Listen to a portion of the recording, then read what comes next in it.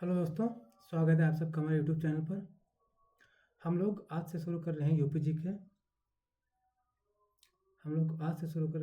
के।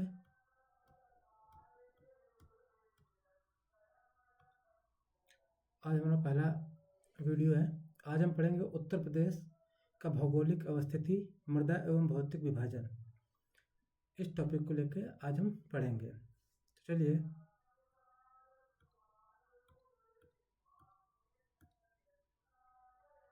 इसके बारे में हम लोग पढ़ते हैं।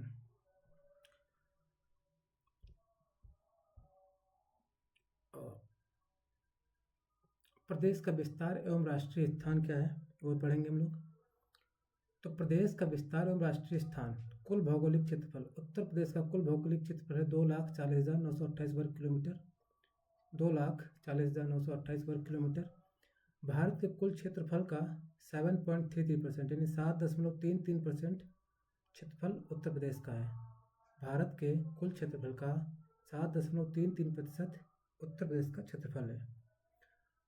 क्षेत्रफल की दृष्टि से चौथा सबसे बड़ा राज्य उत्तर प्रदेश। देश में क्षेत्रफल की दृष्टि से चौथा सबसे बड़ा राज्य हमारा है उत्तर प्रदेश। पहला राजस्थान है, दूसरा मध्य प्रदेश है, तीसरा महाराष्ट्र और चौथा उत्तर प्रदेश है। भारत में उत्तर प्रदेश की लोकेशन ये है, आप लोग मैप में देख सकते हैं।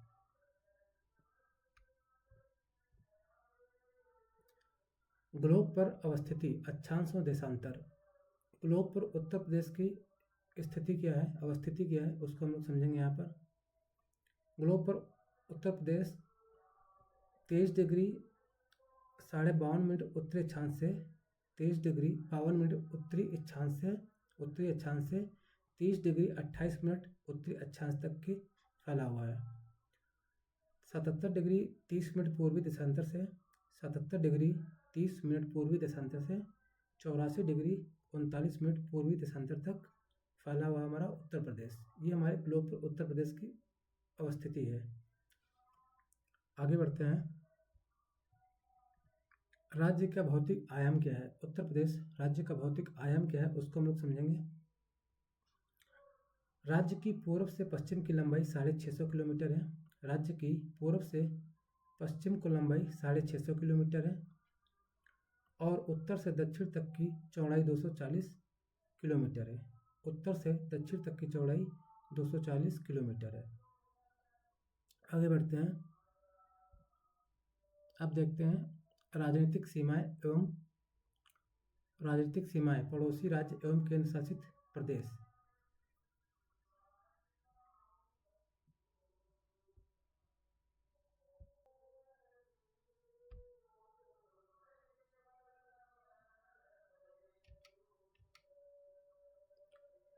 आगे समझेंगे हम लोग राजनीतिक सीमाएं, पड़ोसी राज्य एवं केंद्र शासित प्रदेश। उत्तर प्रदेश के पड़ोसी राज्य एवं केंद्र शासित प्रदेश के बारे में हम लोग समझेंगे। तो उत्तर प्रदेश के पड़ोसी राज्य हमारे हैं उत्तराखंड, बिहार, झारखंड, छत्तीसगढ़, मध्य प्रदेश, राजस्थान, हरियाणा, हिमाचल प्रदेश। ये हमारे उत्तर प्रदेश के पड़ोसी राज्य हैं। एकमात्र केंद्र शासित प्रदेश दिल्ली है। एकमात्र केंद्र शासित प्रदेश दिल्ली है। और एक देश के साथ हमारा उत्तर प्रदेश एकमात्र देश के साथ अपनी सीमा साझा करता है, वो है नेपाल। तो हमारा उत्तर प्रदेश एकमात्र देश नेपाल के साथ अपनी सीमा साझा करता है और उत्तराखंड, हिमाचल प्रदेश, हरियाणा, राजस्थान, मध्य प्रदेश, छत्तीसगढ़, झारखंड, बिहार के साथ अपनी सीमा साझा करता है। चलते हैं आगे।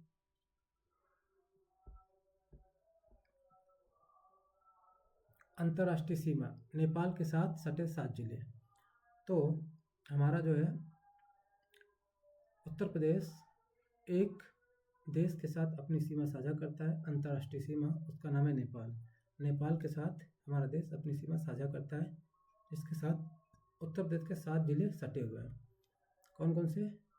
पीलीभीत है, लखीमपुर खीरी है, फिर बहराइच है, श्रावस्ती है, बलरामपुर है, सिद्धार्थनगर है और महाराजगंज है। ये जिले नेपाल के साथ सीमा साझा करते हैं। 1 2 3 4 5 6 7, यानी लखीमपुर की पीलीभीत, लखीमपुर खीरी, बहराइच, श्रावस्ती, बलरामपुर, सिद्धार्थनगर, महाराजगंज, ये जिले नेपाल के साथ अपनी सीमा साझा करते हैं। ऐसे ही बिहार के साथ 7 जिले, उत्तर प्रदेश के 7 जिले बिहार के साथ अपनी सीमा साझा करते हैं। कौन कौन से? कुशीनगर, देवरिया, बलिया, गाजीपुर, चंदौली और सोनभद्र, ये 7 जिले बिहार के साथ अपनी सीमा साझा करते हैं। 1 2 3 4 5 6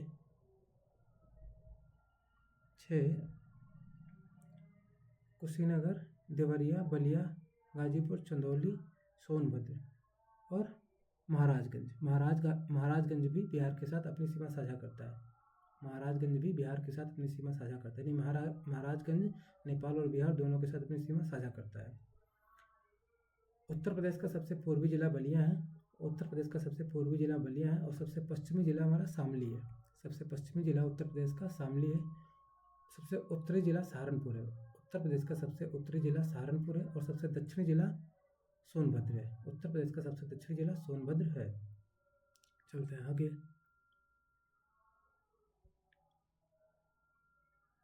राष्ट्रीय राजधानी क्षेत्र एनसीआर में शामिल जिले। उत्तर प्रदेश के कुल 8 जिले एनसीआर में शामिल हैं। उत्तर प्रदेश के कुल 8 जिले एनसीआर में शामिल हैं। कौन से? बागपत, मेरठ, हापुड़, गौतम बुद्ध नगर, बुलंदशहर, मुजफ्फरनगर, शामली और बागपत, ये जिले एनसीआर में शामिल हैं। मैप में इन जिलों को देख सकते हैं। ये हमारा बागपत है। बागपत, मेरठ, गाजियाबाद, हापुड़, गौतम बुद्ध नगर, बुलंदशहर, शामली और बागपत हो गया। 1 2 3 4 5 6 7 और एक जिला कौन सा हमारा है? बुलंदशहर हो गया। गाजियाबाद हो गया, मेरठ हो गया, हापुड़ हो गया, मुजफ्फरनगर, एक है मुजफ्फरनगर। ये 8 जिले राष्ट्रीय राजधानी क्षेत्र यानी एनसीआर में शामिल है। उत्तर प्रदेश के कुल 8 जिले एनसीआर में शामिल हैं। कौन से? गाजियाबाद, मेरठ, हापुड़, गौतम बुद्ध नगर, बुलंदशहर, मुजफ्फरनगर, शामली और बागपत। चलते हैं अगले टॉपिक पर। यहाँ से पढ़ेंगे हम लोग उत्तर प्रदेश का भौतिक विभाजन। अगला टॉपिक हमारा है उत्तर प्रदेश का भौतिक विभाजन। जोन 1 जो है, जोन 1 भाबर एवं तराई क्षेत्र कहलाता है। ये हमारा जोन 1 है। ये जोन 1 है हमारा, जो भाबर एवं तराई क्षेत्र कहलाता है। ये जोन 2 है हमारा, जोन 2 है हमारा। ये जोन 2 हमारा मध्य का मैदानी क्षेत्र कहलाता है। ये जोन 3 है हमारा, जोन 3 है। ये जो है दक्षिण का पठारी क्षेत्र कहलाता है। चलते हैं आगे। अब मृदा विज्ञान की आधारभूत परिभाषाएं समझेंगे हम लोग। पेडोलॉजी, ये क्या होता है? मिट्टी के अध्ययन को मृदा विज्ञान यानी पेडोलॉजी कहते हैं। मिट्टी के अध्ययन को मृदा विज्ञान यानी पेडोलॉजी कहते हैं। रेगोलिथ क्या होता है? चट्टानों के अपक्षय यानी वेदरिंग या विघटन से मिट्टी का निर्माण होता है। अपक्षय के फलस्वरूप टूटे हुए चट्टानों के छोटे कणों को रेगोलिथ कहा जाता है। रेगोलिथ क्या होता है? चट्टानों के अपक्षय या विघटन से मिट्टी का निर्माण होता है। अपक्षय के फलस्वरूप टूटे हुए चट्टानों के छोटे कणों को रेगोलिथ कहा जाता है। अपक्षय मतलब वेदरिंग, मतलब चट्टानों का टूटना। चलते हैं अगले टॉपिक पर। अब समझते हैं भाबर क्षेत्र को। भाबर क्षेत्र की विशेषताएं, संरचना के बारे में हम लोग डिटेल से समझेंगे। स्थान क्या है? प्रदेश का सबसे उत्तरी भूभाग भाबर क्षेत्र कहलाता है। प्रदेश का सबसे उत्तरी भूभाग जो है वो भाबर क्षेत्र में आता है। संरचना कैसी है इसकी? हिमालयी नदियों के भारी निक्षेपों कंकड़ पत्थर से निर्मित है। यानी प्रदेश का सबसे उत्तरी भाग हिमालयी नदियों के भारी निक्षेपों कंकड़ पत्थर से निर्मित है। जल विज्ञान क्या है? जल का विलुप्त होना, नदियों का लुप्त हो जाना। यानी यहाँ पे जो भाबर क्षेत्र है, यहाँ पे नदियाँ विलुप्त हो जाती हैं। यहाँ का जो संरचना है कंकड़ पत्थर से निर्मित है। यहाँ का जो क्षेत्र है भाबर क्षेत्र जो है, ये हिमालयी नदियों के द्वारा लाए गए कंकड़ पत्थर द्वारा निर्मित है। यहाँ नदियाँ विलुप्त हो जाती हैं और भाबर क्षेत्र में कृषि करना असंभव है। क्यों? क्योंकि बहुत ज़्यादा कंकड़ पत्थर होने के कारण यहाँ पर खेती संभव नहीं है। आगे देखते हैं। दूसरा हमारा तराई क्षेत्र है। पहला भाबर क्षेत्र था, दूसरा हमारा जोन 2 में तराई क्षेत्र आता है। नहीं, जोन 1 में ही तराई क्षेत्र है, भाबर के ठीक दक्षिण में। तराई क्षेत्र की विशेषताएं क्या है? स्थान कहाँ है? तराई क्षेत्र भाबर के ठीक दक्षिण में है। तराई क्षेत्र भाबर के ठीक दक्षिण में है। मृदा कैसी है यहाँ की? समतल है, नम है तथा दलदली है। तराई क्षेत्र की मृदा समतल, नम तथा दलदली है। स्थान कहाँ है? भाबर के ठीक दक्षिण में तराई क्षेत्र है। उर्वरता कैसी है यहाँ की? यह क्षेत्र अत्यधिक उपजाऊ है। तो तराई क्षेत्र अत्यधिक उपजाऊ है। यहाँ की मुख्य फसलें धान और गन्ना है। तराई क्षेत्र की मुख्य फसलें धान और गन्ना है। आगे बढ़ते हैं। निष्कर्ष क्या निकलता है? पॉलिटिकल निष्कर्ष क्या है कि राजधानी क्षेत्र जिसमें 8 जिले हैं एनसीआर में, नेपाल के साथ सीमा साझा करते हैं 7 जिले। क्षेत्रफल में चौथा स्थान है। भौतिक यानी फिजिकल में क्या क्या आता है? तो भाबर क्षेत्र आता है। पहला भाबर क्षेत्र कंकरीला है, कृषि रहित है, यानी कृषि करना वहाँ संभव नहीं है। दूसरा है तराई वाला क्षेत्र, दलदली उपजाऊ है। और तीसरा हमारा दक्षिण पठारी भाग, उसके बारे में हम लोग आगे पढ़ेंगे। हम लोग ने 2 चीज़ों के बारे में पढ़ लिया, भाबर क्षेत्र के बारे में और तराई क्षेत्र के बारे में। अब हमारा तीसरा दक्षिण का पठारी भाग के बारे में आगे हम लोग देखेंगे।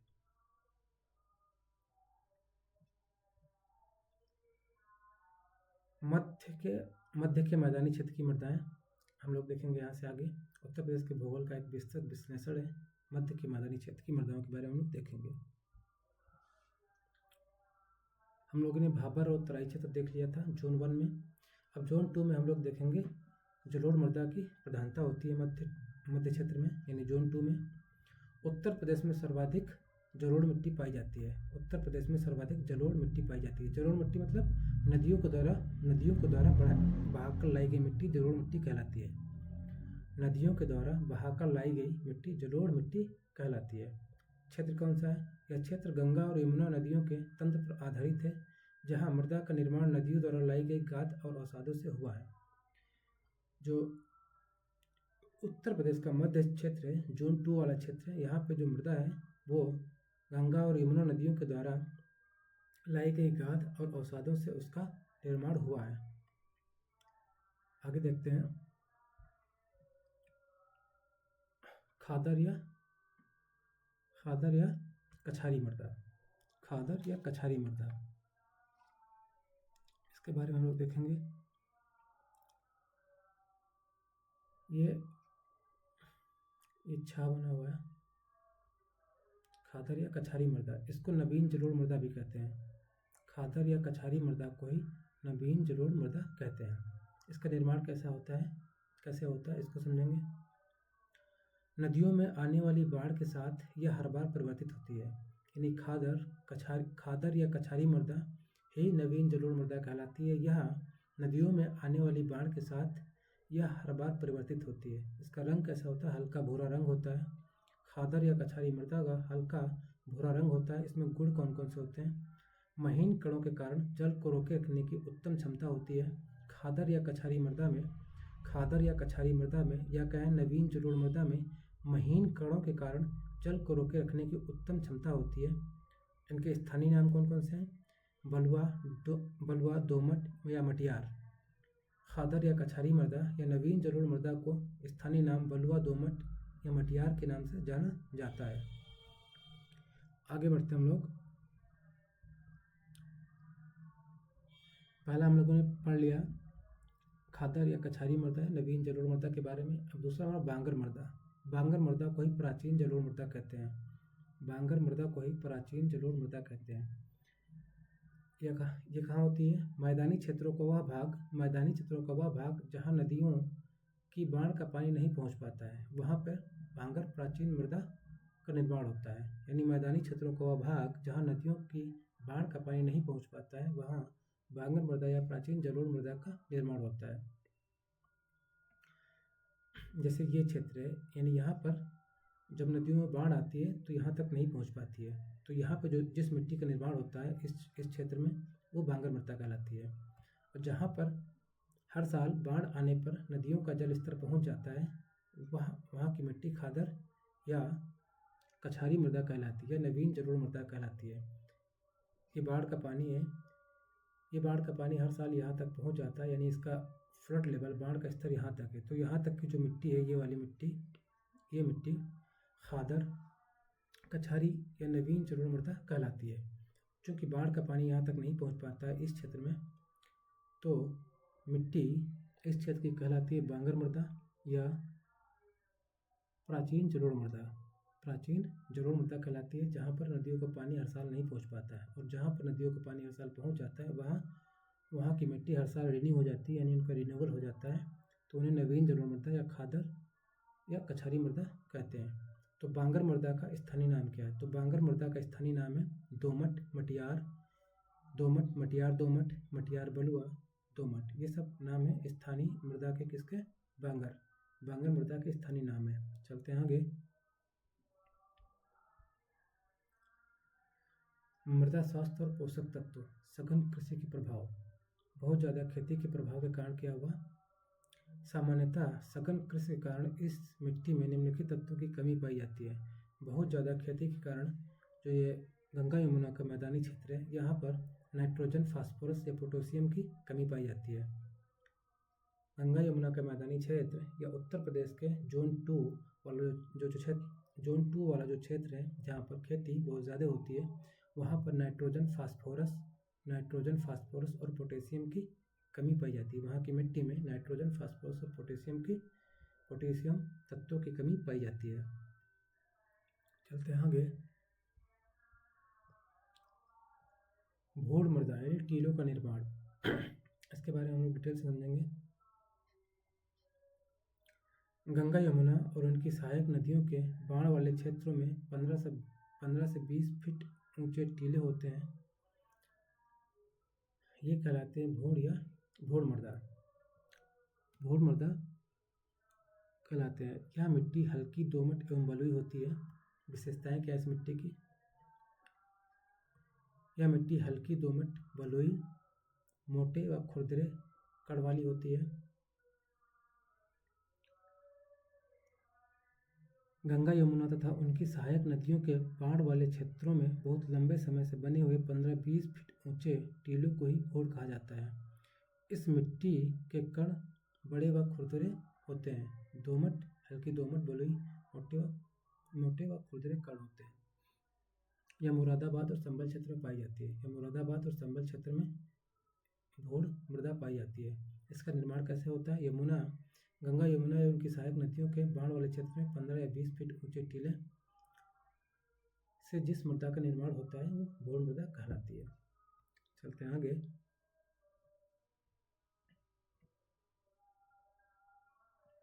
काली मृदा या रेगुर। काली मृदा को ही रेगुर मृदा के नाम से जाना जाता है। काली मृदा को ही रेगुर मृदा के नाम से जाना जाता है। कपास की खेती के लिए सबसे उपयुक्त होती है काली मृदा। कपास की खेती के लिए काली मिट्टी सबसे उपयुक्त होती है। इसे काली कपासी मृदा भी कहते हैं। इसे काली कपासी मृदा के नाम से भी जाना जाता है। उपनाम कौन से इसके? इसे कपास मृदा या करेल भी कहा जाता है। काली मृदा या रेगुर मिट्टी के उपनाम है। इन्हें कपास मृदा या करेल भी कहा जाता है। गुण क्या क्या होते हैं इसके काली मिट्टी के? अधिक नमी धारण करने की क्षमता होती है। काली मिट्टी में अधिक नमी धारण करने की क्षमता होती है। गीली होने पर यह चिपचिपी हो जाती है। कहाँ पाई जाती है, किस क्षेत्र में? तो प्रदेश का पश्चिमी क्षेत्र तथा बुंदेलखंड में, प्रदेश के पश्चिमी क्षेत्र और बुंदेलखंड में यह मिट्टी पाई जाती है। काली कपासी मृदा या काली मृदा प्रदेश के पश्चिमी क्षेत्र तथा बुंदेलखंड में पाई जाती है। चलते हैं आगे। लवणी तथा क्षारीय मृदाएं। आगे पढ़ेंगे हम लवणी तथा क्षारीय मृदाओं के बारे में। लवणी तथा क्षारीय मृदाओं के स्थानीय नाम कौन कौन से हैं उनको देखेंगे हम लोग। स्थानीय नाम है रेह, बंजर, कल्लर। ये लवणी तथा क्षारीय मृदाओं के स्थानीय नाम है। स्थानीय नाम है। तो लवड़ी मृदा का पीएच वैल्यू 7 से 8.5 के बीच में होता है। सैलाइन सॉइल जो होती है, लवड़ी मृदा जो होती है, उसका पीएच वैल्यू 7 से 8.5 के बीच में होता है। 7 से 8.5 के बीच में होता है। 7 से 8.5 के बीच में होता है। जो क्षारीय मृदा होती है, एल्कलाइन मृदा जो होती है, उसकी पीएच वैल्यू 8.5 से ज़्यादा होती है। जो क्षारीय मिट्टी होती है उसका पीएच मान 8.5 से अधिक होता है। उपजाऊ मिट्टी का जो आइडियल पीएच होता है, यानी उपजाऊ मिट्टी का जो आइडियल पीएच मान होता है वो 5.5 से 7 के बीच में होता है। 5.5 से 7 के बीच में होता है। उपजाऊ मिट्टी का जो आइडियल पीएच वैल्यू होता है वो 5.5 से 7 के बीच में होता है। और उर्वरकों के अत्यधिक प्रयोग, जल निकासी का उचित प्रबंध न होने के कारण या नदियों के रसायन युक्त पानी से अत्यधिक सिंचाई इसके प्रमुख कारण है। मिट्टी के सलाइन या अल्कलाइन होने के कारण प्रमुख कारण क्या है? जल निकासी के उचित प्रबंधन न होना, उर्वरकों का अत्यधिक प्रयोग करना या अत्यधिक सिंचाई इसका प्रमुख कारण है। आगे बढ़ते हैं। समस्या के कारण कौन कौन से हैं? पहले ही बता चुके हम। उर्वरकों का अत्यधिक उपयोग, इसके कारण मिट्टी जो है सैलाइन यानी लवड़ी या अल्कलाइन क्षारीय हो जाती है। जल निकासी का उचित प्रबंध न होना, नदी नालों के रसायन युक्त पानी से सिंचाई करने के कारण मिट्टी जो है लवड़ी है या क्षारीय हो जाती है। कौन कौन से जिले इससे प्रभावित हैं? उत्तर प्रदेश के अलीगढ़, कानपुर, एटा, इटावा, मैनपुरी, जौनपुर, प्रतापगढ़ तथा प्रयागराज, ये जिले आदि जिलों में ऐसी समतल एवं बंजर भूमि पाई जाती है। कौन कौन से जिलों? इस समस्या से प्रभावित जिले हैं अलीगढ़, कानपुर, एटा, इटावा, मैनपुरी, जौनपुर, प्रतापगढ़ और प्रयागराज। चलते हैं आगे। अब आते हैं मरुस्थलीय मृदा शुष्क क्षेत्र के बारे में पढ़ते हैं हम लोग।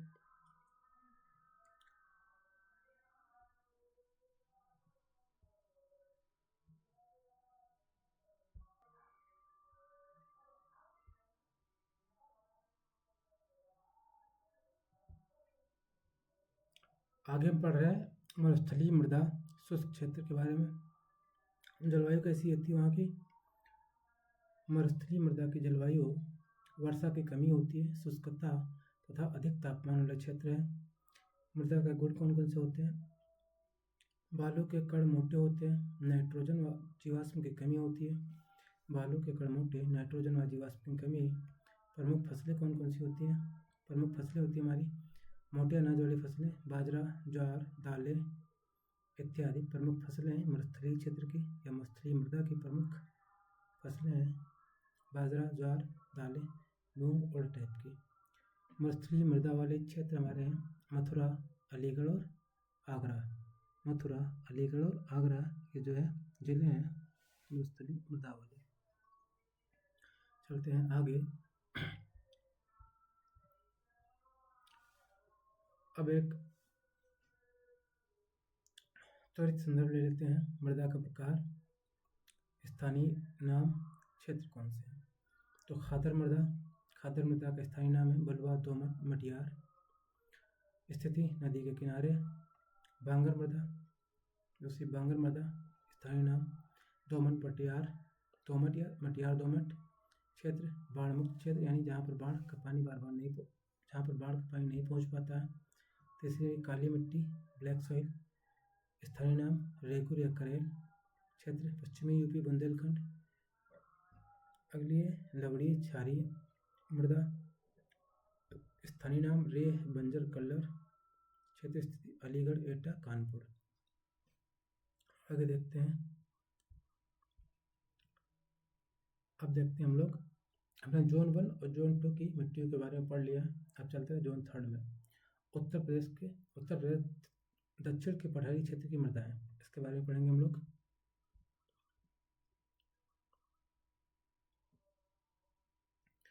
भौगोलिक संदर्भ देखते हैं। सबसे पहले यह मृदाएं प्रदेश के बुंदेलखंड क्षेत्र में अधिक पाई जाती हैं।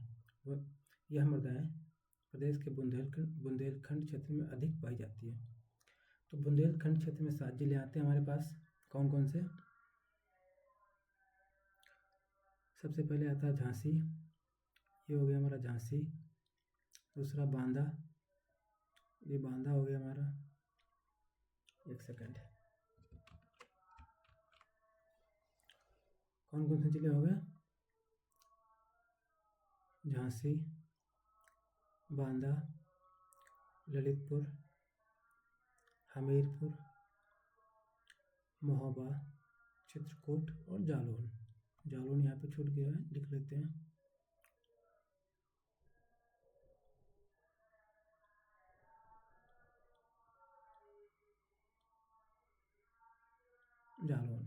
जालौन, झांसी, बांदा, ललितपुर, हमीरपुर, महोबा, चित्रकूट, सोनभद्र और मिर्जापुर के कुछ भाग ये आते हैं बुंदेलखंड क्षेत्र में। तो बुंदेलखंड क्षेत्र में हमें 7 जिले आते हैं। कौन कौन से? जालौन, झांसी, ललितपुर, हमीरपुर, महोबा, बांदा, चित्रकूट। इन मृदाओं को सामूहिक रूप से बुंदेलखंडी मृदा कहते हैं। तो बुंदेलखंड में हमारे 7 जिले आते हैं। इन क्षेत्रों में पाई जाने वाली मृदाओं को बुंदेलखंडी मृदा कहते हैं। चलते हैं आगे। एक पॉइंट पीछे छूट गया है कि मध्य प्रदेश के साथ उत्तर प्रदेश के कितने जिले अपनी सीमा साझा करते हैं? तो मध्य प्रदेश के साथ 11 जिले अपनी सीमा साझा करते हैं। मध्य प्रदेश के साथ उत्तर प्रदेश 11 जिले अपनी सीमा साझा करते हैं। कौन कौन से? आगरा, इटावा, जालौन, झांसी, ललितपुर, महोबा, बांदा, चित्रकूट, प्रयागराज, मिर्जापुर, सोनभद्र। 1 2 3 4 5 6 7 8 9 10 11 यानी कुल 11 जिले मध्य प्रदेश के साथ अपनी सीमा साझा करते हैं। चलते हैं आगे।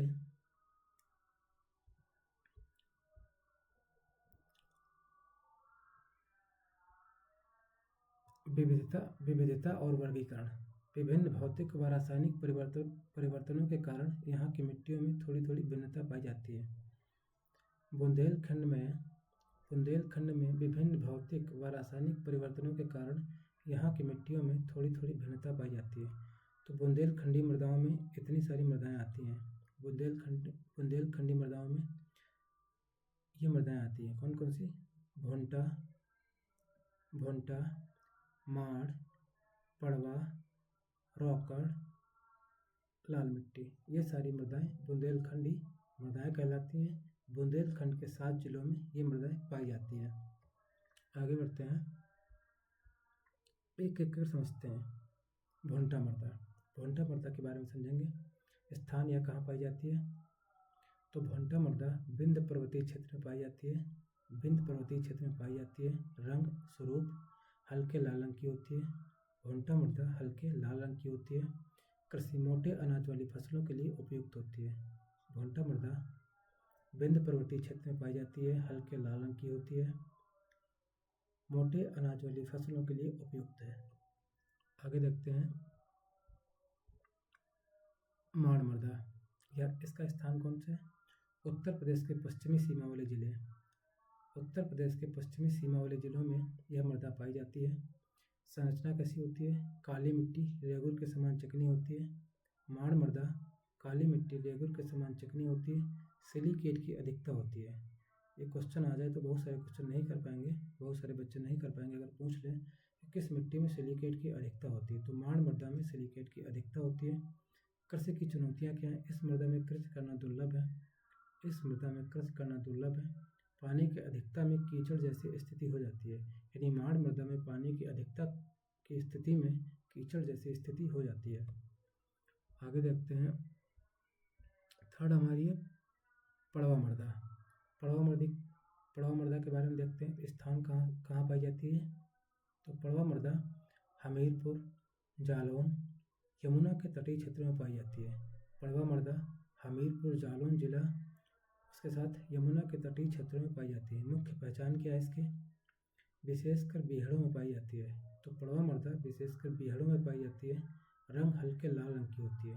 तो पड़वा मृदा हल्के लाल रंग की होती है। यहाँ पे फिगर में दिखाया गया है बियर क्षेत्र और मिट्टी का कलर हल्का लाल रंग। आगे देखते हैं रॉकड़ मृदा। चौथी हमारी है रॉकड़ मृदा। स्थान कहाँ कहाँ पाई जाती है? तो दक्षिण पर्वतीय एवं पठारी ढलानों पर रॉकड़ मृदा पाई जाती है। दक्षिण पर्वतीय एवं पठारी ढलानों पर रॉकड़ मृदा पाई जाती है। स्वरूप कैसा होता है? लाल भूरे रंग की दानेदार मृदा होती है। रॉकड़ मृदा लाल भूरे रंग की दानेदार मृदा होती है। खरीफ और रबी यानी फसल खरीफ रबी फसल के लिए उपयुक्त होती है। तिल चना खेती के लिए तिल चना आदि की खेती के लिए रॉकड़ मृदा उपयुक्त होती है। आगे देखते हैं पांचवी हमारी है लाल मृदा। स्थान कहाँ पाई जाती है? तो झांसी मिर्ज़ापुर चंदौली सोनभद्र इन क्षेत्रों में लाल मृदा पाई जाती है। झांसी मिर्ज़ापुर चंदौली सोनभद्र में। फसलें कौन कौन सी फसलों के लिए उपयुक्त है? तो दाल पल्सेस यानी दालों और तिलहनी फसलों के लिए उपयुक्त होती है। तिलहन वाली फसलों और दालों के लिए लाल मृदा उपयुक्त होती है। आगे बढ़ते हैं, थोड़ा तुलनात्मक अध्ययन कर लेते हैं। मृदा का नाम स्थान विशेषता और मुख्य फसल इसको देख लेते हैं। तो भोंटा मृदा विंध्य क्षेत्र में पाई जाती है। विशेषता हल्के लाल रंग की होती है। मुख्य फसल मोटे अनाज वाली। दूसरी वाली माड़ मृदा है, पश्चिमी क्षेत्र में पाई जाती है, पश्चिमी सीमा में पाई जाती है। विशेषता काली चिकनी होती है। कृषि यहाँ पर दुर्लभ है, क्यों? पानी की अधिकता के कारण कीचड़ जैसी स्थिति हो जाती है। तीसरी हमारी पड़वा मृदा है। स्थान हमीरपुर जालौन जिला में बीहड़ वाले क्षेत्रों में पाई जाती है। तीसरी हमारी है चौथी है रॉकड़ मृदा। पठारी ढलान पर पाई जाती है। रॉकड़ मृदा दानेदार होती है, तिल और चना की खेती के लिए उपयुक्त है। अगली हमारी लाल मिट्टी झांसी मिर्ज़ापुर जिलों में पाई जाती है। लाल रंग की होती है। दाल और तिलहन के लिए उपयुक्त है। आगे हम देखेंगे उत्तर प्रदेश कृषि एवं अर्थव्यवस्था। इसका हम एक व्यापक विश्लेषण करेंगे।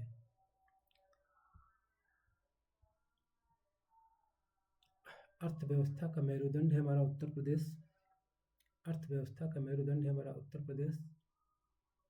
उत्तर प्रदेश की अर्थव्यवस्था में कृषि हमारा उत्तर प्रदेश की अर्थव्यवस्था में मेरुदंड है। कृषि जो है उत्तर प्रदेश की अर्थव्यवस्था का मेरुदंड है। उत्तर प्रदेश की अर्थव्यवस्था में कृषि को मेरुदंड माना जाता है। तो उत्तर प्रदेश का किस किस चीज़ में प्रथम स्थान है? तो गेहूं के उत्पादन में उत्तर प्रदेश का रैंक फर्स्ट यानी पहले स्थान पर है। उत्तर प्रदेश गेहूं के उत्पादन में प्रथम स्थान है। कुल खाद्यान्न उत्पादन में देश में कुल खाद्यान्न उत्पादन में उत्तर प्रदेश का पहला स्थान है। गेहूं उत्पादन में उत्तर प्रदेश का पहला स्थान है। गन्ना एवं आलू उत्पादन में भी देश में उत्तर प्रदेश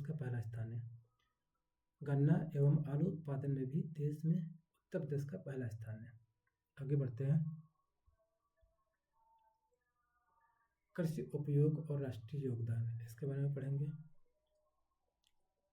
165.98 लाख हेक्टेयर कुल खेती का क्षेत्र है। यहाँ पर उत्तर प्रदेश में 165.98 लाख हेक्टेयर कुल खेती का क्षेत्र यानी 68.7%, 68.7% क्षेत्रफल पर खेती होती है हमारे उत्तर प्रदेश में। बाकी 88% प्रदेश में कृषि योग्य भूमि के 88% भाग पर खाद्यान्न बोए जाते हैं। यानी उत्तर प्रदेश में कृषि योग्य भूमि के 88% भाग पर खाद्यान्न बोए जाते हैं। 18% देश के खाद्यान्न उत्पादन में प्रदेश का योगदान है। यानी देश का जो टोटल खाद्यान्न उत्पादन है उसमें उत्तर प्रदेश का 18% योगदान है। देश के खाद्यान्न उत्पादन में प्रदेश का 18% योगदान है। आगे बढ़ते हैं, कार्यशील जनसंख्या। कुल कार्यशील जनसंख्या के 59.3% लोग कृषि और संबंधित क्षेत्र में कार्यरत हैं। यानी उत्तर प्रदेश के कुल कार्यशील जनसंख्या के 59.3% लोग कृषि और संबंधित क्षेत्र में कार्यरत हैं। यानी लगभग 60% लोग कृषि के क्षेत्र में कार्यरत हैं उत्तर प्रदेश के। आगे चलते हैं। भौगोलिक विस्तार क्या है? तो उत्तर प्रदेश चौथा सबसे बड़ा राज्य है, देश का चौथा सबसे बड़ा राज्य है उत्तर प्रदेश। क्षेत्रफल हमारा 2,40,928 वर्ग किलोमीटर है। क्षेत्रफल उत्तर प्रदेश का 2,40,928 वर्ग किलोमीटर है। भारत के कुल क्षेत्रफल का लगभग 7.33% है। आगे हमारा है जलवायु एवं पारिस्थितिकी क्षेत्र। तो पारिस्थितिक क्षेत्र कितने हैं उत्तर प्रदेश में? तो प्रदेश में चार पारिस्थितिक क्षेत्र हैं। पहला तराई, दूसरा गंगा के मैदान, तीसरा भाबर, चौथा हमारा विंध्य क्षेत्र। भाबर एवं तराई वाला जो क्षेत्र है जोन 1 में आता है, गंगा के मैदान वाला जोन 2 में आता है और विंध्य क्षेत्र वाला जोन 3 में आता है। 9 कृषि जलवायु क्षेत्र हैं उत्तर प्रदेश में। 9 कृषि जलवायु क्षेत्र हैं। कौन कौन से? पहला हमारा भाबर तराई क्षेत्र, दूसरा पश्चिमी मैदान, तीसरा मध्य पश्चिमी मैदान, चौथा दक्षिण पश्चिमी मैदान, पांचवा हमारा मध्य मैदान है, छठा बुंदेलखंड प्रदेश है, सातवां उत्तर पूर्वी मैदान है, आठवां पूर्वी मैदान है और नौवां विंध्य क्षेत्र है। ये 9 हमारे कृषि जलवायु क्षेत्र हैं उत्तर प्रदेश के। अब पढ़ेंगे आगे हम लोग उत्तर प्रदेश का फसल चक्र। उत्तर प्रदेश का फसल चक्र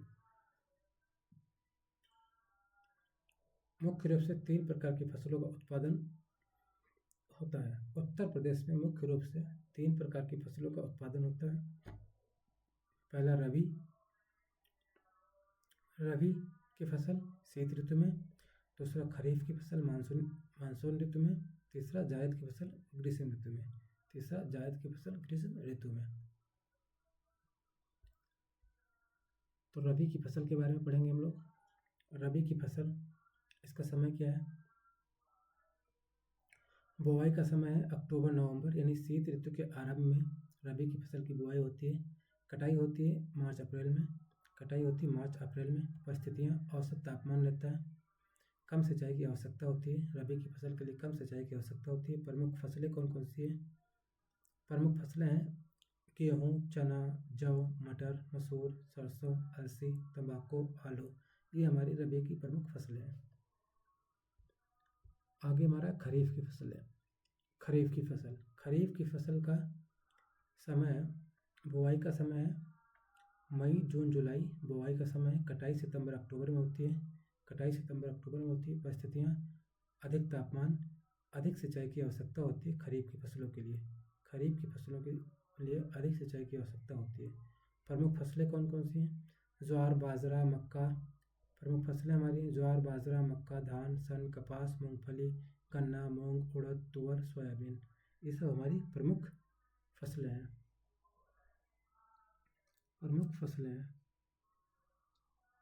आगे देखते हैं जायद की फसल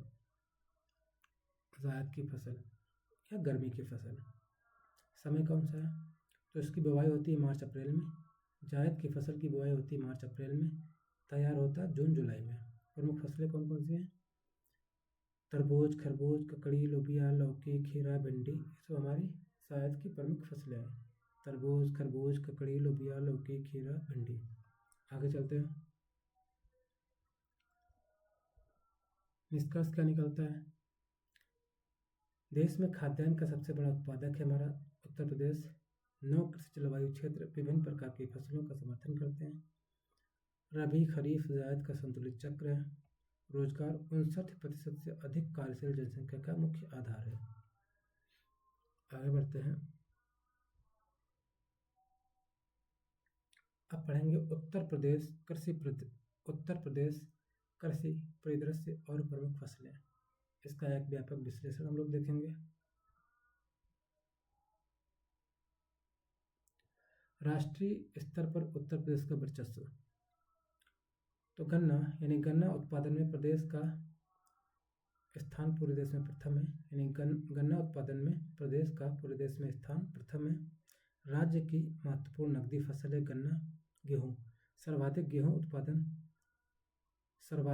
उत्पादक राज्य है हमारा उत्तर प्रदेश। देश की कुल उत्पादन में लगभग 28.75% योगदान होता है उत्तर प्रदेश का। अगला में आलू है। आलू उत्पादन में देश में प्रथम स्थान है। देश का लगभग 31% आलू उत्तर प्रदेश में उत्पादन होता है। देश का लगभग 31% आलू उत्तर प्रदेश में उत्पादन होता है। गन्ना प्रदेश की प्रमुख नकदी फसल है। गन्ना प्रदेश की प्रमुख नकदी फसल है। गन्ना प्रदेश की प्रमुख नकदी फसल है। तराई क्षेत्र कहाँ का ये होता है उसको देखते हैं हम लोग। तराई क्षेत्र गोरखपुर, लखीमपुर खीरी, सीतापुर, बलिया, बस्ती, गोंडा, देवरिया, महाराजगंज, रामपुर, बरेली, पीलीभीत, गंगा यमुना दोआब, मेरठ, मुजफ्फरनगर, शामली, बागपत, सहारनपुर, बुलंदशहर, अलीगढ़, बिजनौर, गाजियाबाद, मुरादाबाद, इन सब क्षेत्रों में इसका उत्पादन होता है। गन्ना उत्पादन में देश का स्थान पूरे देश में प्रथम है।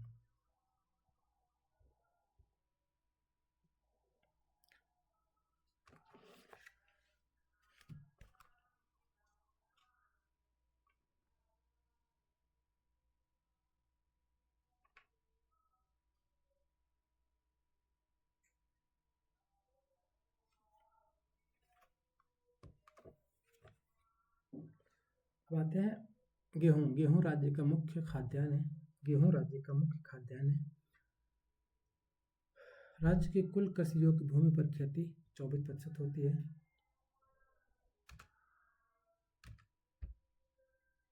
राज्य की कुल कृषि योग्य भूमि पर खेती 24%, 28.75% राष्ट्रीय उत्पादन में योगदान है। 28.75% राष्ट्रीय उत्पादन में योगदान है। राज्य की कुल कृषि योग्य भूमि पर 24% भूभाग पर गेहूं की खेती की जाती है। प्रदेश की कुल कृषि योग्य भूमि के लगभग 24% भूभाग पर गेहूं की खेती की जाती है, जिससे देश में गेहूं का उत्पादन में प्रदेश का योगदान लगभग 28.75% है। प्रमुख जिले कौन कौन से हैं? तो गोरखपुर, सहारनपुर, मेरठ, आगरा, अलीगढ़, इटावा, कानपुर, मुरादाबाद, मुजफ्फरनगर, वाराणसी, बुलंदशहर आदि प्रमुख उत्पादक जिले हैं।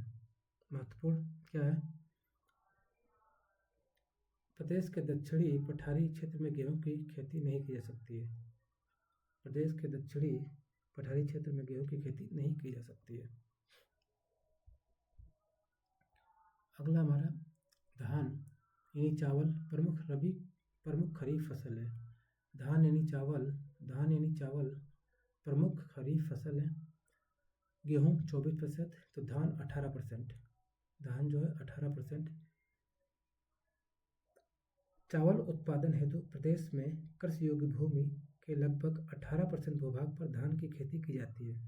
चावल उत्पादन हेतु प्रदेश में कृषि योग्य भूमि के लगभग 18% भूभाग पर धान की खेती की जाती है। देश के कुल धान उत्पादन का लगभग 12% उत्पादन उत्तर प्रदेश में होता है। देश के कुल धान उत्पादन का लगभग 12% धान का उत्पादन लगभग 12% धान का उत्पादन उत्तर प्रदेश में होता है। प्रमुख उत्पादक जिले तराई व पूर्वी क्षेत्र के महाराजगंज, देवरिया, सिद्धार्थनगर, गोंडा, बहराइच, गोरखपुर, लखीमपुर खीरी, लखनऊ, वाराणसी, पीलीभीत, बस्ती, मऊ, बलरामपुर, प्रयागराज, ये प्रमुख उत्पादक जिले हैं। आगे बढ़ते हैं।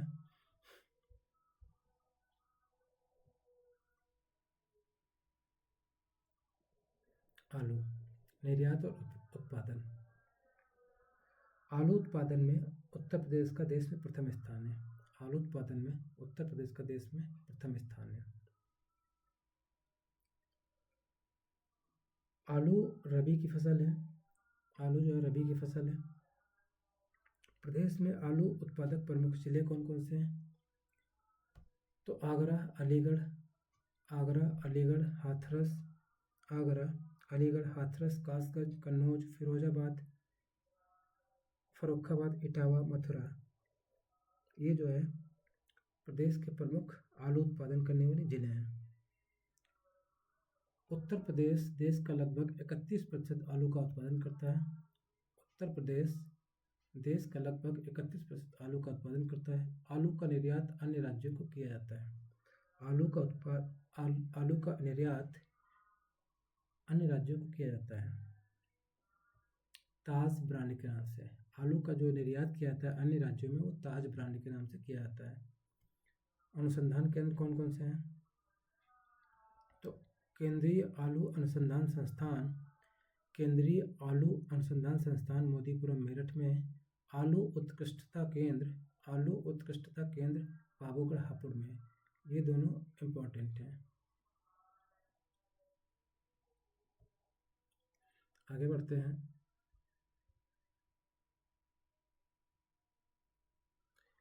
चना शुष्क क्षेत्रों की उपज, इसके लिए जलवायु और मृदा कैसी होनी चाहिए? तो जलवायु और मृदा हल्की दोमट एवं शुष्क जलवायु वाले क्षेत्रों में खेती होती है। चना की खेती हल्की दोमट एवं शुष्क जलवायु वाले क्षेत्रों में होती है। प्रमुख जिले कौन कौन से हैं? तो चित्रकूट, कानपुर, ललितपुर, बांदा, झांसी, मिर्जापुर, सोनभद्र, महोबा, फतेहपुर, हमीरपुर, बाराबंकी, सीतापुर, ये प्रमुख जिले हैं। कौन कौन से? प्रयागराज, चित्रकूट, कानपुर, ललितपुर, बांदा, झांसी, मिर्जापुर, सोनभद्र, महोबा, फतेहपुर, हमीरपुर, बाराबंकी, सीतापुर। इस फिगर में ये सारे जिले आप लोग देख सकते हैं कहाँ पे कौन कौन से जिले हैं। और ये जो फिगर है हमारा उत्तर प्रदेश का, इसमें खास बात यह है, इसमें जो है मंडल वाइज दिया गया है, डिवीज़न वाइज चीज़ों को दर्शाया गया है, किस डिवीज़न में कितने जिले आते हैं। आगे बढ़ते हैं। विशिष्ट फसलें, बाजरा और अफीम। बाजरा पानी की कमी और सूखे की स्थिति के लिए सबसे उपयुक्त है। बाजरा पानी की कमी और सूखे की स्थिति के लिए सबसे उपयुक्त है। सर्वाधिक उत्पादन आगरा में होता है। बाजरा का सर्वाधिक उत्पादन आगरा जिले में होता है। बाजरा का सर्वाधिक उत्पादन आगरा जिले में होता है। पानी की कमी और सूखे की स्थिति के लिए सबसे उपयुक्त है। उत्तर प्रदेश शीर्ष 4 राज्यों में से एक है बाजरा उत्पादन में। अन्य जिले कौन कौन से हैं? मथुरा,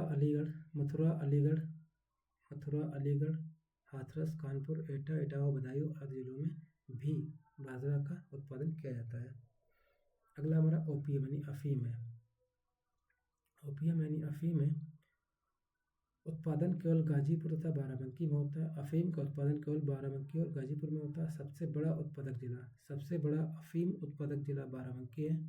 सबसे बड़ा अफीम उत्पादक जिला बाराबंकी है। महत्वपूर्ण पॉइंट क्या है? उत्तर प्रदेश की एकमात्र अफीम फैक्ट्री गाजीपुर में है। उत्तर प्रदेश की एकमात्र अफीम फैक्ट्री गाजीपुर में है। उत्तर प्रदेश की एकमात्र अफीम फैक्ट्री गाजीपुर में है।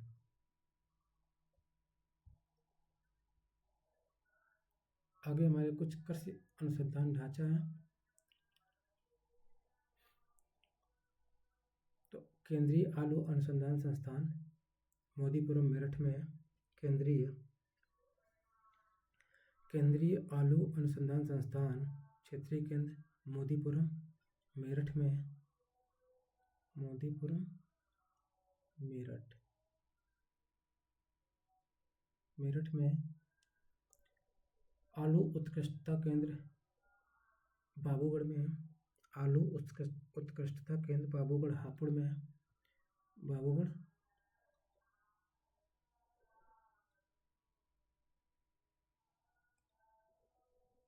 हापुड़ में है। भारतीय गन्ना अनुसंधान संस्थान लखनऊ में। भारतीय गन्ना अनुसंधान संस्थान लखनऊ में स्थित है। इसकी स्थापना 1952 में हुई। तो ये कहाँ है? यहाँ पे स्थान लिख देते हैं।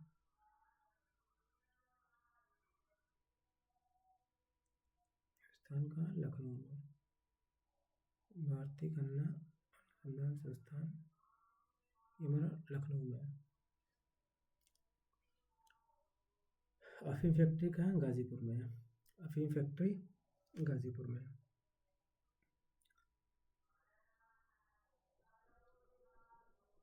ये हमारी अफीम फैक्ट्री जो है गाजीपुर में है।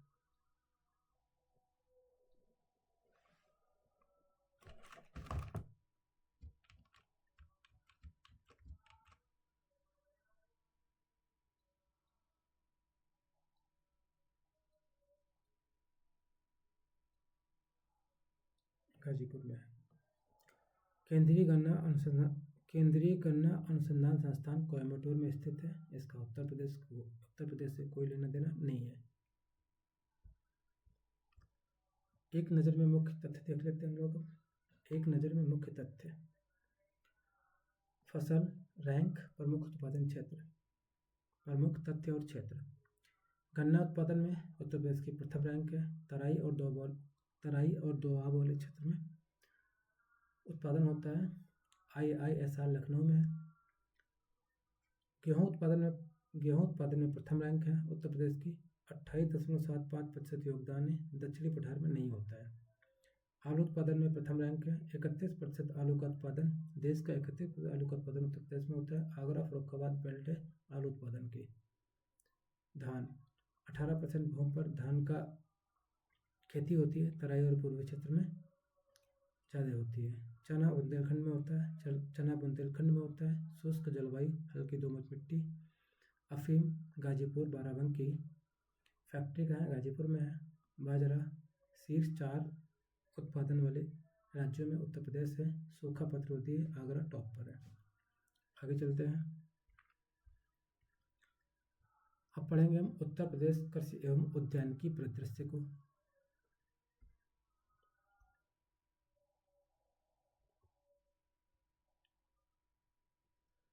प्रदेश की कृषि उपलब्धियां एक नज़र में है। 1974 में प्रदेश में उद्यान एवं प्रसंस्करण विभाग की स्थापना की गई। तो ये इम्पोर्टेंट है। 1974 में प्रदेश में उद्यान एवं प्रसंस्करण विभाग की स्थापना की गई। भारत का प्रथम सरसों उत्पादक राज्य हमारा उत्तर प्रदेश है। आम के उत्पादन में उत्तर प्रदेश अग्रणी है। अरहर उत्पादन में देश का प्रथम स्थान है। देश का लगभग 60% आंवला उत्पादन केवल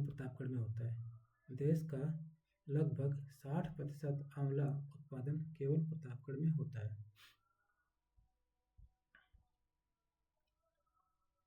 अब आते हैं माइस यानी मक्के पर।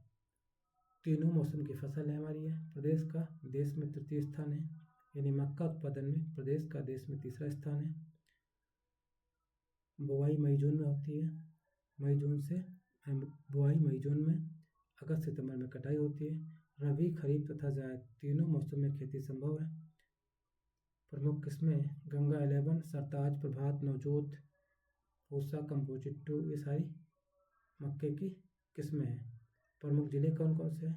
मेरठ, बुलंदशहर, गाजियाबाद, फर्रुखाबाद, मैनपुरी, एटा प्रमुख जिले हैं। अरहर दलहन में नेतृत्व। बलुई दोमट मिट्टी सबसे उपयुक्त है। अरहर की खेती के लिए या दलहन की खेती के लिए बलुई दोमट मिट्टी सबसे उपयुक्त है। मुख्य रूप से खरीफ की फसल, लेकिन रबी में भी खेती संभव है। अरहर के उत्पादन वाले जिले कौन कौन से हैं?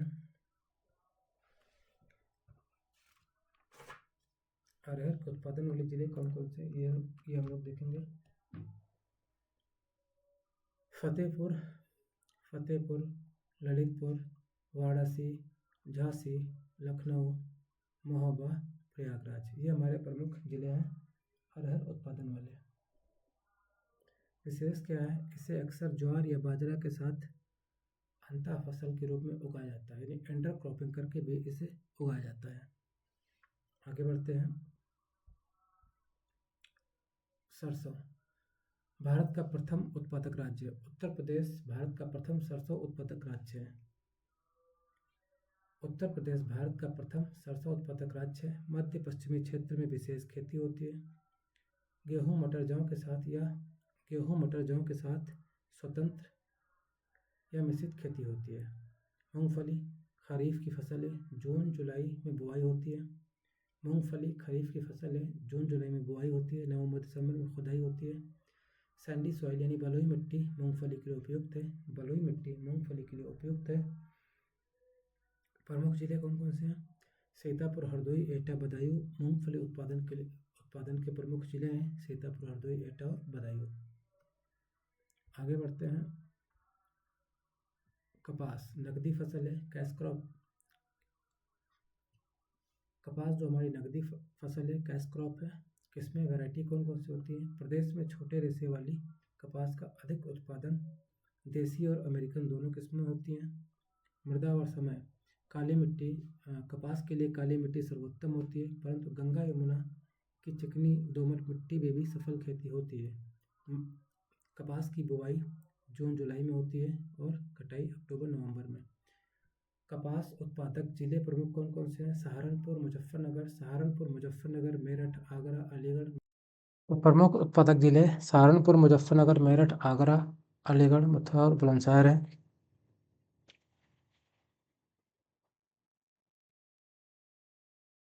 जूट तराई और दोआब की फसल है। खेती का चक्र बुआई जून जुलाई में होती है। रेशा तैयार होता है सितंबर अक्टूबर में। सरयू एवं घाघरा दोआब का क्षेत्र प्रमुख रीजन है। जूट की फसल जून जुलाई में उगाई जाती है तथा सितंबर अक्टूबर में तैयार हो जाती है। जूट के प्रमुख उत्पादक क्षेत्र कौन कौन से? सरयू एवं घाघरा के दोआब क्षेत्र। प्रदेश के प्रमुख जूट उत्पादन में जिले कौन कौन से हैं उसको देखेंगे हम लोग। प्रमुख जिले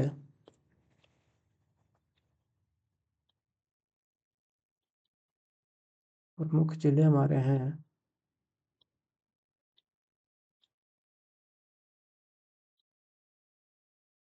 प्रमुख जिले हमारे हैं मेरठ,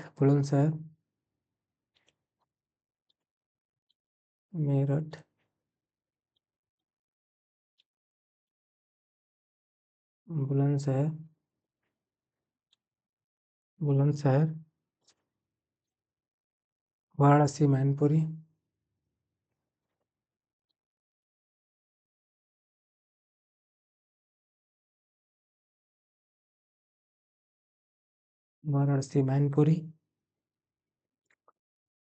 सहारनपुर, फर्रुखाबाद।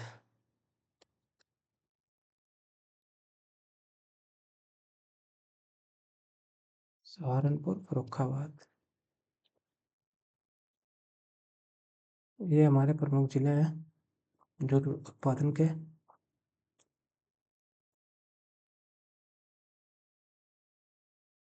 चलते हैं आगे।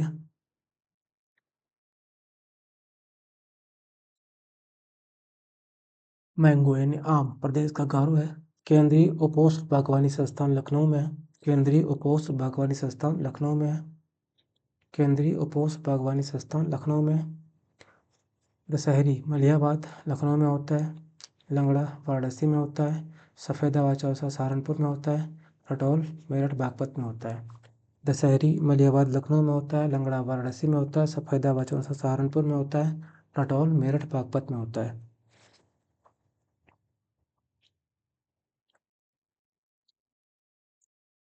उद्यानिकी अमरूद और आंवला। अमरूद प्रमुख उत्पादक जिले प्रयागराज, कौशाम्बी, बदायूं, कानपुर, बरेली।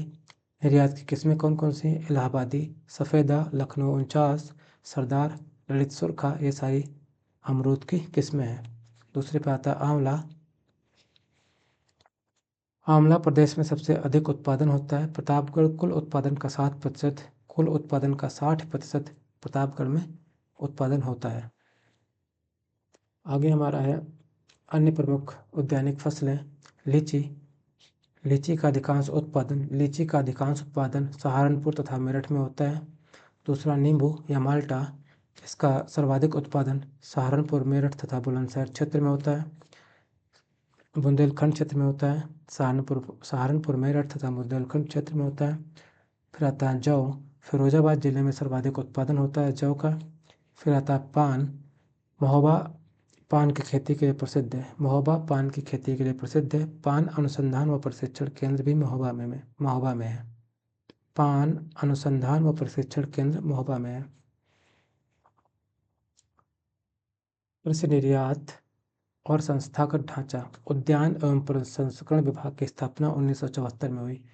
उद्यान एवं प्रसंस्करण विभाग की स्थापना 1974 में हुई। UP agriculture. लखनऊ आम निर्यात क्षेत्र है। सहारनपुर आम निर्यात क्षेत्र है। आगरा आलू निर्यात क्षेत्र है। फसल चक्र पूर्वी और पश्चिमी उत्तर प्रदेश। तो पूर्वी उत्तर प्रदेश में धान और मसूर 1 वर्ष में होता है। धान मटर 1 वर्ष। ज्वार अरहर गेहूँ 2 वर्ष। धान मक्का गेहूँ 1 वर्ष। पश्चिमी उत्तर प्रदेश में मक्का आलू प्याज 1 वर्ष। मक्का आलू गेहूँ 1 वर्ष। धान गेहूँ प्लस जौ 1 वर्ष। मक्का आलू गन्ना 2 वर्ष में। अब आते हैं फसल चक्र बुंदेलखंड क्षेत्र में। तो शुष्क और जल की कमी के कारण विशिष्ट चक्र होता है। ज्वार अरहर 1 वर्ष में। ज्वार या चना 1 वर्ष। तिल अलसी 1 वर्ष।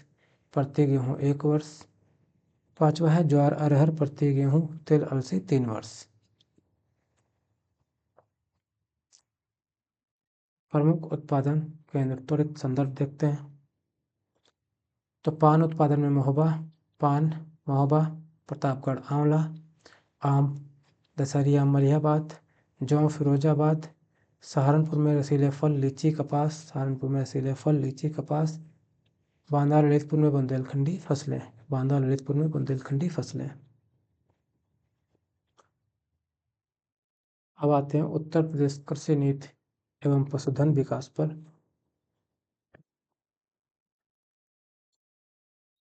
कृषि नीति 2013 रूपरेखा नीति से नेतृत्व तक पढ़ेंगे हम लोग। प्रमुख उद्देश्य क्या है? तो कृषि नीति 2013 का प्रमुख उद्देश्य है कृषि क्षेत्र में 5.1% की वृद्धि दर प्राप्त करना। कृषि क्षेत्र में 5.1% की विकास दर प्राप्त करना और पारिस्थितिकी संतुलन का लक्ष्य है। कृषि निर्यात नीति 2019-2024 तक निर्यात को दोगुना करने की रणनीति। पशुधन नेतृत्व दुग्ध उत्पादन और कुल पशुधन संख्या में उत्तर प्रदेश देश में प्रथम है। कृषि नीति 2013 विकास की नींव। मंजूरी कब मिली इसको? कृषि नीति 2013 की मंजूरी मिली 28 फरवरी 2013 को। कृषि क्षेत्र में 5.1% की वृद्धि दर प्राप्त करना लक्ष्य था। पारिस्थितिकी संतुलन को बनाए रखना। पारिस्थितिकी संतुलन को बनाए रखते हुए प्राकृतिक संसाधनों का विकास एवं संरक्षण। आय वृद्धि और निजी क्षेत्र की भागीदारी।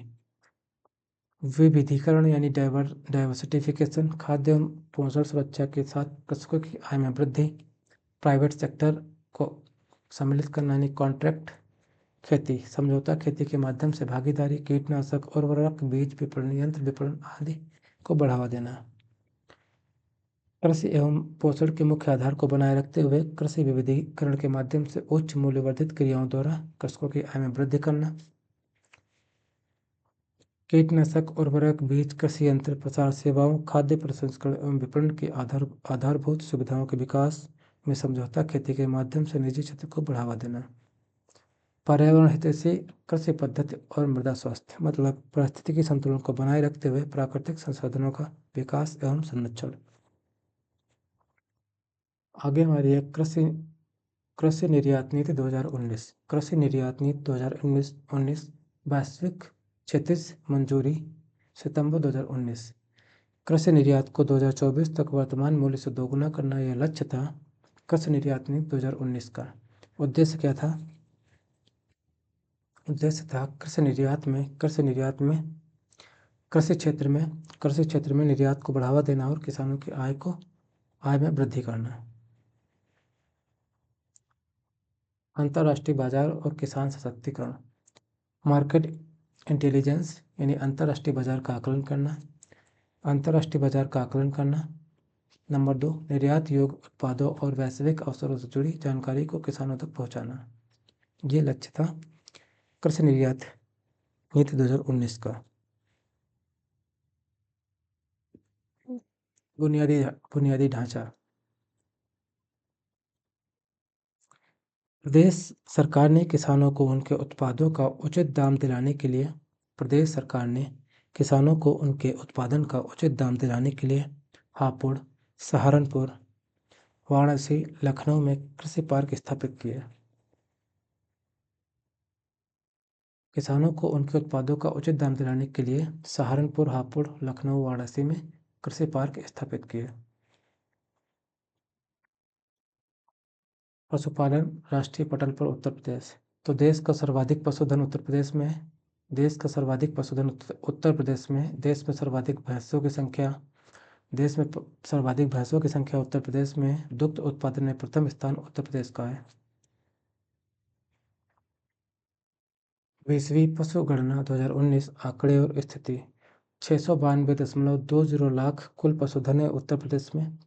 692.20 लाख कुल पशुधन है उत्तर प्रदेश में।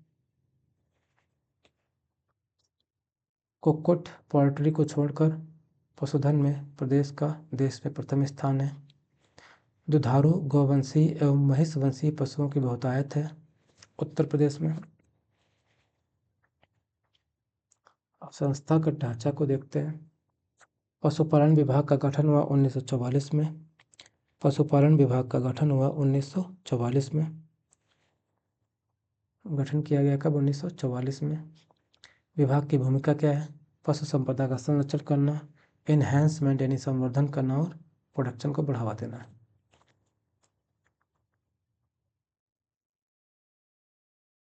अब आते हैं सांस्कृतिक धरोहर प्रमुख पशु मेला। तो बटेश्वर पशु मेला आगरा में लगता है। बटेश्वर पशु मेला आगरा में लगता है। बटेश्वर पशु मेला आगरा में लगता है। ददरी पशु मेला बलिया में लगता है। ददरी पशु मेला बलिया में लगता है। ददरी पशु मेला बलिया में लगता है। ददरी पशु मेला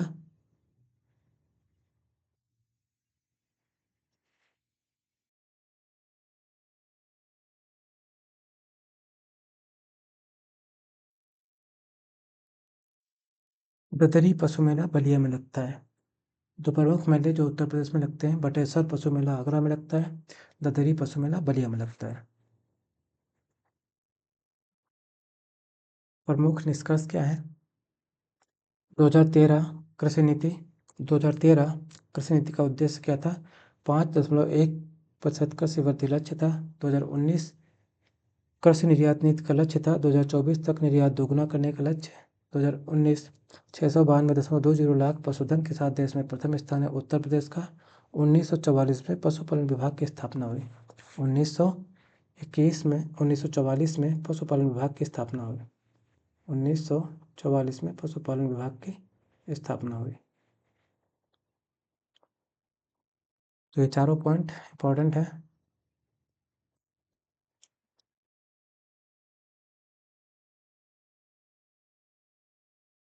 ये चारों पॉइंट बेहद इंपॉर्टेंट है।